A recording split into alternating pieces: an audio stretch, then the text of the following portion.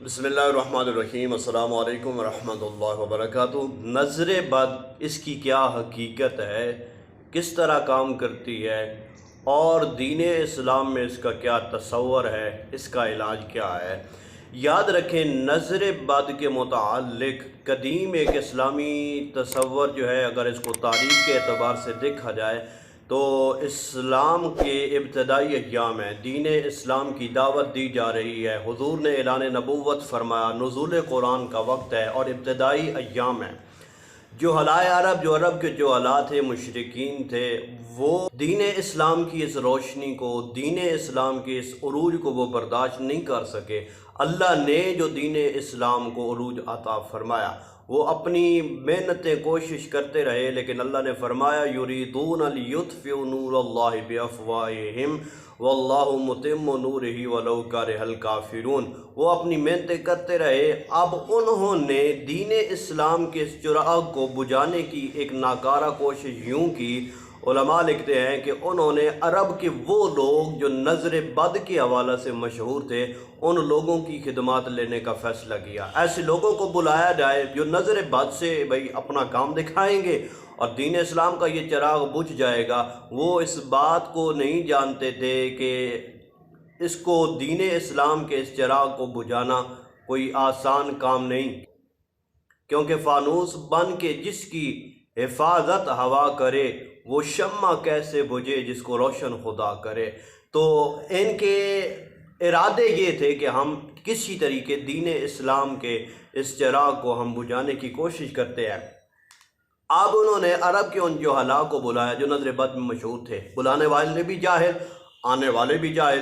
اللہ نے قرآن کی آیت مقدسہ نازل کر دی، سورۃ القلم۔ اللہ فرما رہا ہے وَإِن يَكَادُ الَّذِينَ كَفَرُوا لَيُزْلِقُونَكَ بِأَبْصَارِهِمْ لَمَّا سَمِعُوا الذِّكْرَ وَيَقُولُونَ إِنَّهُ لَمَجْنُونٌ۔ فرمایا محبوب پیارے، جب یہ اللہ کا قرآن سنتے ہیں تو آپ کو اپنی نظروں میں ایسے دیکھتے ہیں جیسے آپ کو کچھ نقصان پہنچانا چاہتے ہیں، اور کہتے کیا ہے کہ یہ مجنون ہے، معاذ اللہ ثم معاذ اللہ۔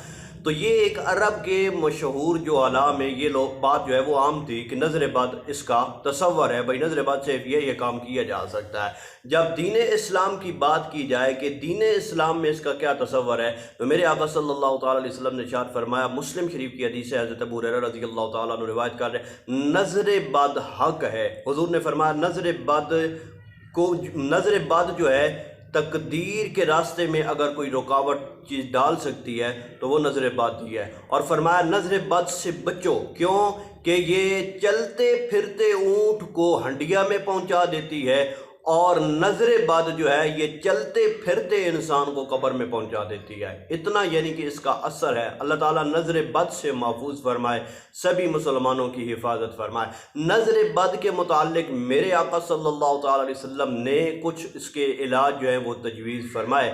حضور نبی رحمت صلی اللہ تعالیٰ علیہ وسلم ام المومنین عائشہ صدیقہ طیبہ طاہرہ رضی اللہ تعالیٰ عنہا سے بھی احادیث مروی ہیں اس حوالے سے، اور بالخصوص اگر بات کریں حضرت سیدتنا ام سلمہ رضی اللہ تعالی عنہا، آپ روایت کرتی ہیں کہ نبی رحمت صلی اللہ تعالی علیہ وسلم گھر تشریف لائے تو آپ کے آنے سے قبل ایک لڑکی جو ہے وہ گھر میں آتی ہے، وہ بیٹھی ہے، حضور اتنی دیر میں تشریف لے آتے ہیں، اس کے چہرے پہ داغ تھے۔ میرے آقا صلی اللہ تعالی علیہ وسلم نے ارشاد فرمایا اس لڑکی کو نظر بد ہے تو غسل کروایا جائے اور اس کا علاج کیا جائے۔ تو حضور علیہ السلام بعض اوقات نظر بد والے کو غسل کا حکم دیتے، اور بعض اوقات کچھ اسے دم وغیرہ کر دیا جاتا۔ اس کے حوالے سے احادیث میں مختلف الفاظ جو ہیں وہ مختلف صورتیں جو ہیں وہ آئی ہیں۔ تو دوستان مکرم، آپ کوشش فرمائیں، نظر بد یہ ایک حقیقت ہے، اس سے یعنی کہ انکار ممکن نہیں ہے، کیونکہ اللہ کے محبوب صلی اللہ تعالیٰ علیہ وسلم کا فرمان ہے۔ لیکن یہ عقیدہ رکھنا کہ نظر بد سے ہی ہوگا یا نظر بد سے یہ سب کچھ ہو گیا، نہیں، حکم اللہ کا ہے، اللہ کا حکم ہے تو اس کی نظر یہ کام کر رہی ہے، اللہ کا حکم ہے تو اس کی نظر میں یہ ہے، ورنہ کچھ بھی نہیں۔ عقیدہ اور یقین یہی ہونا چاہیے کہ حکم ربی ہے۔ ہاں، ہمیں حکم دیا گیا اس کا علاج کر دو، ہمیں حکم دیا گیا اس کا دم کر دو، غسل کر دو۔ اب اس کے متعلق میں علاج جو ہے وہ عرض کرتا چلوں۔ سب سے پہلے یہاں پہ یہ ذہن نشین فرما لیں، پہلا علاج جو ہے وہ سورۃ الفلق اور سورۃ الناس ہے، جو حدیث طیبہ سے ثابت ہے۔ حضور علیہ السلام نے علاج یہی تجویز فرمایا، یعنی اگر کسی کو نظر بد ہو تو حضور علیہ السلام اس پہ سورہ فلق اور سورۃ الناس جو ہے وہ پڑھ کر دم کرتے، آقا صلی اللہ تعالیٰ علیہ وسلم کے پڑھنے سے وہ شفا یاب ہو جاتا۔ اب یہاں پہ ایک بات ذہن نشین فرما لیں، اب یہاں پہ یہ سوال ہو سکتا ہے کہ بھئی حدیث پاک میں تو تعداد کا نہیں ہے، معین نہیں کیا گیا، حضور علیہ السلام پڑھتے اللہ شفا عطا فرما دیتا، تو حضور تو ایک دفعہ پڑھتے، ہمیں یہ 7 دفعہ یا 11 مرتبہ یا 21 مرتبہ 41 مرتبہ پڑھنے کی کیا ضرورت ہے؟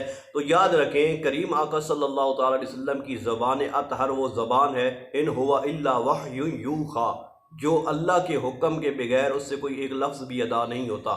حکم ربی ہے تو زبان نے کلمات ادا کرنے ہیں۔ پھر صحابہ کی بات کی جائے، صحابہ کرام رضوان اللہ تعالیٰ علیہ مجمعین وہ نفوس قدسیہ جن کا لمحہ لمحہ حضور کی زیارت میں یا حضور کے تصور میں یا حضور کی سنت میں گزرتا ہے، تو اب یہ نفوس قدسیہ جو ہیں بالکل پاک ہیں، طیب ہیں، طاہر ہیں، اللہ تعالیٰ نے ان کو گناہوں سے محفوظ رکھا۔ پھر اسی طرح صحابہ کے غلام سلسلہ چلتا رہا۔ آج بھی اللہ کے کئی نیک بندے ایسے ہیں صرف بس ایک دفعہ پڑھ لیں کام ہو جاتا ہے، لیکن ہمارے جیسا جب گناہ گار کرتا ہے تو پھر اس کو ضرورت پڑتی ہے ایک دفعہ پڑھے، اللہ کریم سے اپنے گناہوں کی معافی طلب کرے۔ ہو سکتا ہے پہلی دفعہ پڑھنا اس کے لیے گناہوں کی معافی کا طلب کرنا ہو، دوسری دفعہ پڑھنا اس کے دل کی طہارت کا باعث ہو، تیسری دفعہ پڑھنا اس کی زبان کی طہارت کا باعث بنے، چوتھی دفعہ پڑھنا یہ مختلف جو ہے اس سے خود پاک کرنے کا سبب بنے۔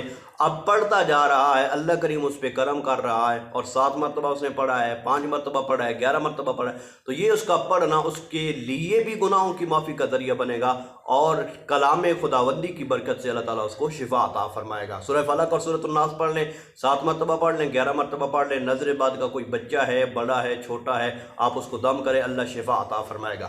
اگر اس سے ممکن نہ ہو، شفا نہیں مل رہی، اگر معاملہ نہیں جا رہا، تو پھر آپ نے یہ کام کرنا ہے کہ چاروں قل سورہ فلق، سورۃ الناس اور سورہ کافرون، سورہ اخلاص، سورہ فلق اور سورۃ الناس، یہ چاروں قل شریف آپ ان کو پڑھیں۔ کالی مرچ کے 11 دانے لے لیں، 11 دانے کالی مرچ کے لے کر چاروں قل جو ہیں یہ 11 مرتبہ آپ پڑھ لیں۔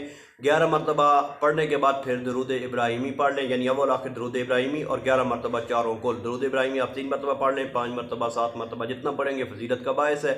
آپ نے ان کالی مرچ کے اوپر جو 11 دانے آپ نے لیے اس کے اوپر دم کر دیں۔ دم کرنے کے بعد اپنے سر کے اوپر سے اس کو 7 چکر دیں، 1 2 یعنی پیشانی سے شروع کرنا ہے، 7 چکر مکمل کرنے کے بعد آپ نے وہ کالی مرچ کے دانے چولہے میں پھینک دینے ہیں جن کے اوپر آپ نے وہ دم کیا ہے۔ آپ اس کو چولہے میں پھینکیں گے، انشاءاللہ العزیز نظر بد کا جو اثر ہے، جو مسئلہ بنا ہوا ہے، اللہ نے چاہا تو اس عمل کی برکت سے نظر بد کا جو ہے وہ خاتمہ ہو جائے گا۔ اب یہاں پہ ایک اور بات میں عرض کرتا چلوں، کیسے پتہ چلے گا کہ اس کو نظر بد ہے؟ کیسے پتہ چلے گا کہ اس کو نظر بد ہے، یہ نظر بد کا شکار ہے؟